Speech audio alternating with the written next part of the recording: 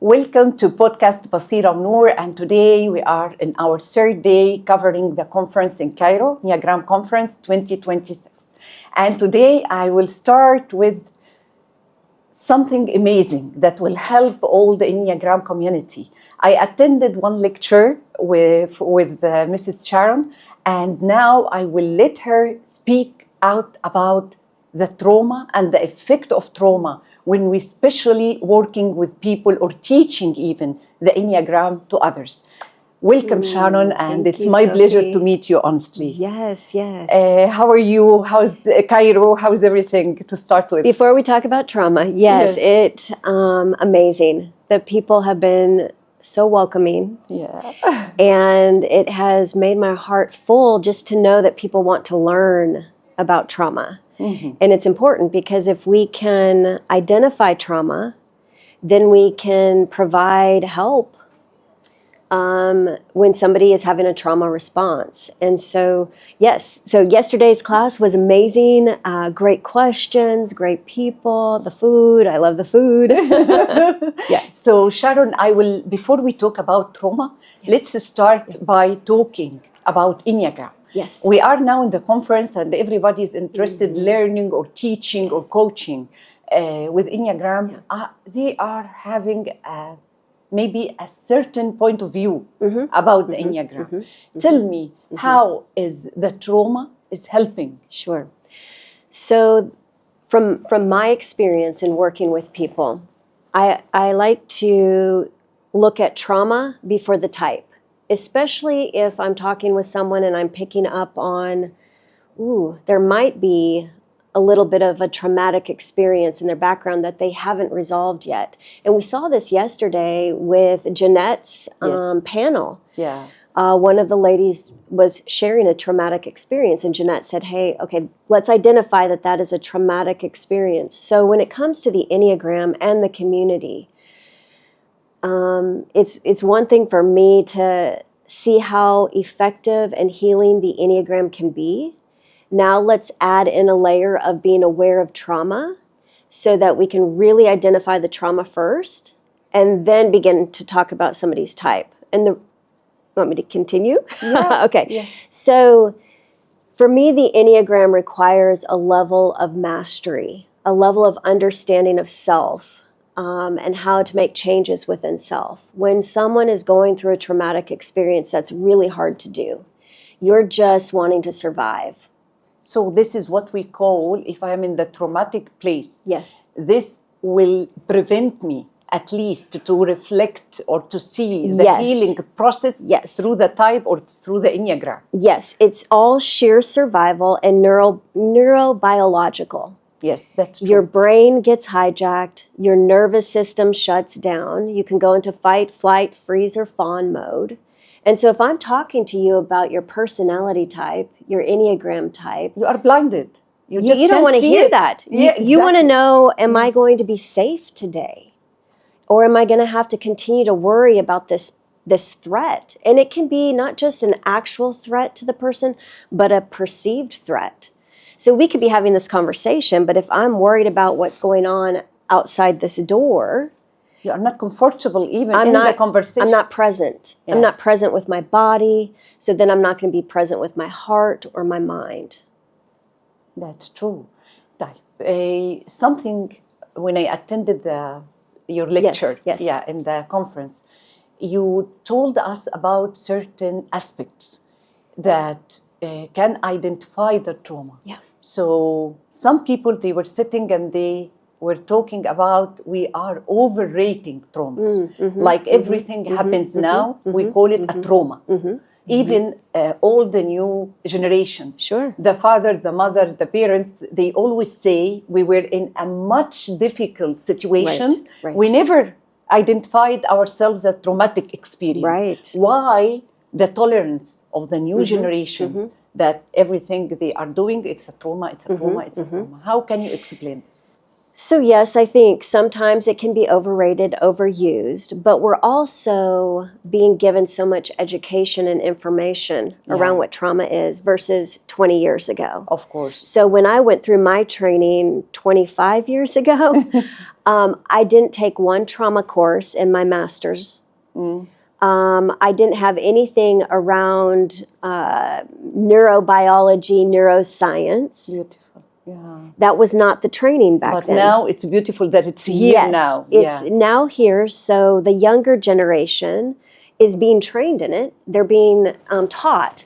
Now there's a balance. And we have, one way we can identify is to put it into categories. And categories only help us organize our thoughts. They don't stereotype or, tell someone. But I can say, if you have gone through this, or this, you might have a big T trauma. Yeah.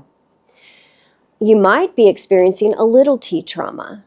And you might have stress or chronic stress. Now, stress and chronic stress continuously might create a little T or a big T trauma. Of course, because it's chronic. It's all the time. And so it's wearing on your nervous system. Yes, cortisol all the time. The the endocrinology of the body is different. Can you identify the trauma? Yeah. So we can relate if we truly have a trauma. Sure. So in your trauma, let's say if we were let's say we were outside walking around and there was a car accident that happened right in front of us.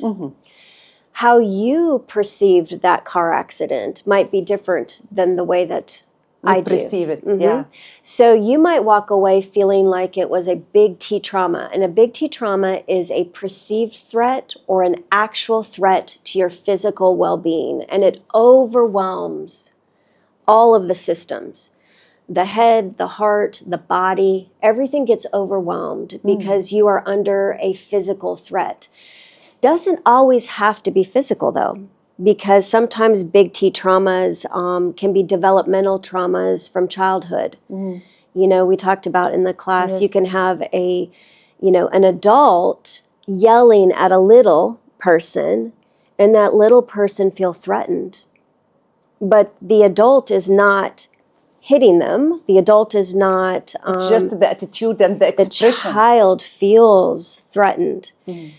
With little T traumas, you don't feel that threat to your body, your safety, or your perceived sense of safety, but it impacts you.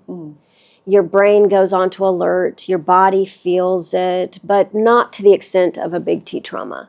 Yes. And then you've got stressors, and sometimes we have good stressors in life. But Sharon, everyone has his own share. From this, since maybe very, very young age. I can see people, I teach Enneagram, the Neuro Enneagram, which is neural map with I was talking about this morning with you.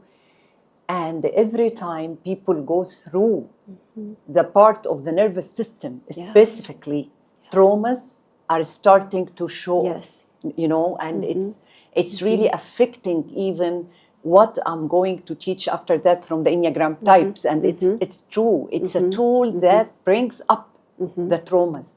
That's why I believe you are here now in the podcast, because I believe in your work in the Enneagram community. So tell me more. How can maybe coach, teacher, anything in Enneagram business or community, how can I identify the trauma so I can maybe advise or suggest that this person hasn't to go through the Enneagram course now? Yes.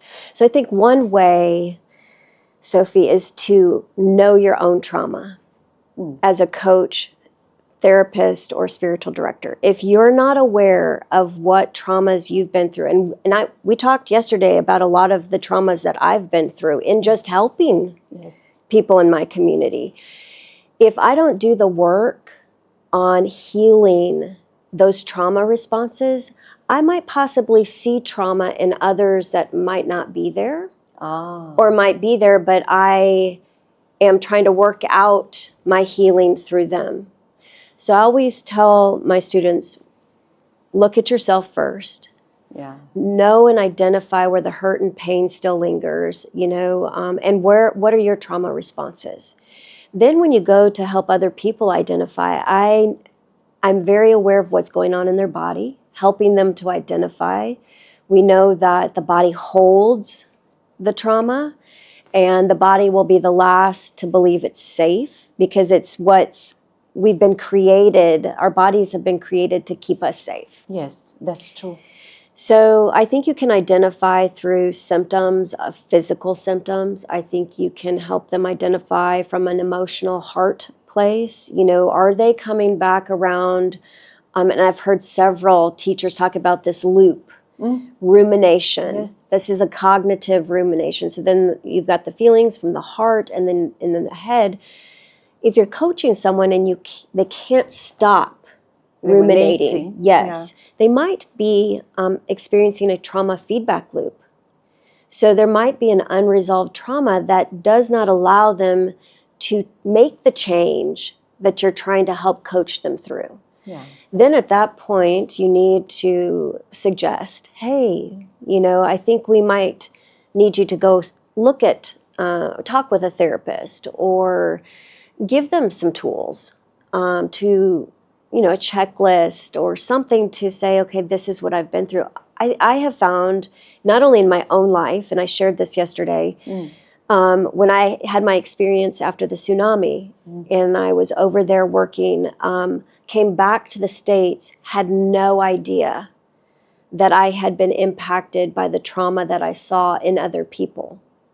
And then when I was able to put words to why I felt so tired, why I kept thinking of the ocean, I had this irrational but rational fear that another tsunami was going to come in. Yeah.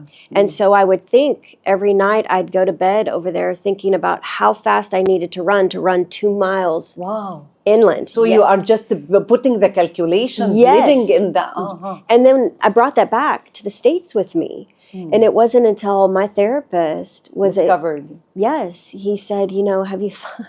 he's so gentle and so kind. And that's what our community needs to be about. When we help people identify, hey, maybe you've got something here that is traumatic.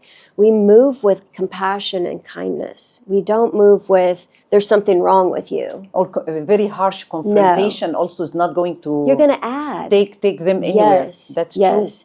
true. You come, and that's why I say do the work first, because I am continuously working in some of those soft spaces, those wounded spaces in my heart. I don't want somebody coming at me harshly about maybe a response that I have that's, tied back to a traumatic event I've been through.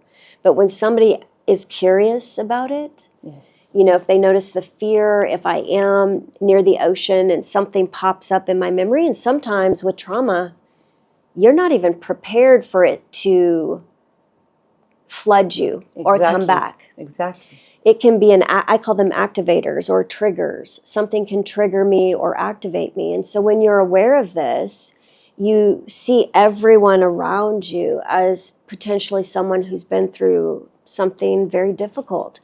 And in that should motivate our entire Enneagram community to move with compassion, to move with, hey, here's a possibility that the person who sits in front of me maybe he has an issue for something else. Yes. This will take me to a concept. I'm just discussing it, brainstorming, Yeah.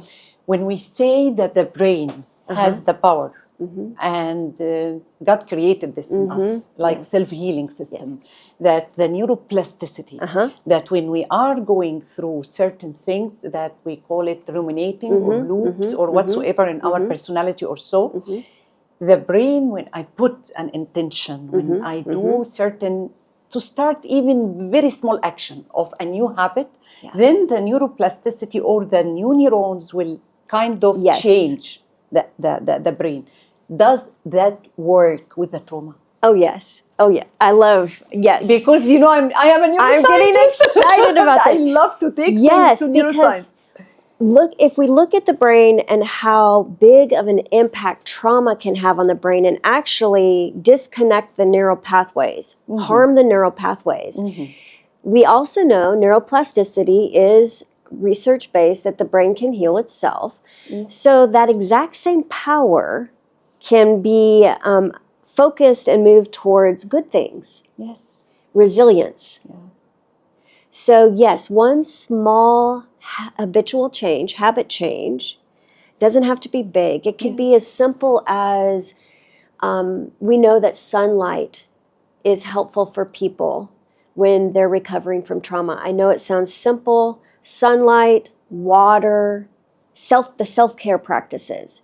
Just pick one and do it differently every day. The neural pathways in the brain will register, oh, this is helpful. So that exact same power that protects us, our brain protects us from the trauma and then causes us to get stuck. Yes, Those, that's true. I call them brilliant adaptive strategies. Yes. We need them. And we have them built in. Oh, yes. Maybe we just need some from outside, of course, some kind of help through a therapist, psychologist, so to enlighten us about that there is a way out. There is a possibility. What you don't know, you don't know. Exactly. That's why language, words matter. When we're talking to someone who's been hurt so deeply, words matter. How you address them, how you bring your heart, how you and I are creating safety right now between the two of us. Yes. We're co-regulating. All of that registers with the brain. Yes. And it creates a healing path. So it doesn't have to be... I think the brain is marvelous. I think the body's marvelous in that when you feel like you're stuck and you can't get past a traumatic experience, remind yourself that's the way it's supposed to respond. It's trying to keep you safe. It's its protective mechanisms. Now, at a certain point, just like the ceiling, those strategies become ineffective. It hits a ceiling, of course, right? Because we have to move to the second level. Yes, yes. That's true. And so that's where our resilience comes into play. Yes. Each little step that you take creates a new neural pathway of resilience, and the body and the brain remember it. Yes, amazing. This will take me to the last question. Okay. That how trauma release can help in the journey of the Enneagram. Yeah. If people are really still insisting, not insisting, but they would love to walk the talk, like we say.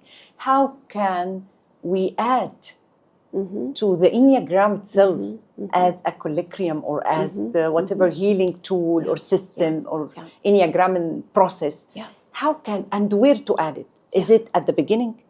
Or when we, for example, discover the psychology of the Enneagram in each type? Or when we are talking about relationships, where do you think we can do that?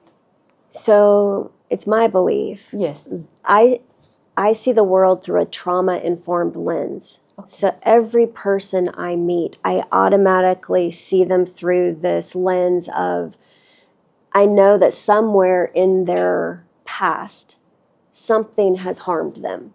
Now, I don't know if that's a big T trauma or a little T trauma, but I'm going to move with care and compassion as if they've had a traumatic experience. I'm just going to assume automatically. And I think many people who tell me, no, I've never had a big T trauma, when we begin to talk about it and they realize what that encompasses, they'll find at least one or two things. Yes, of course. Right? We are not 100% trauma-free. So I am of the belief it needs to start on the front end.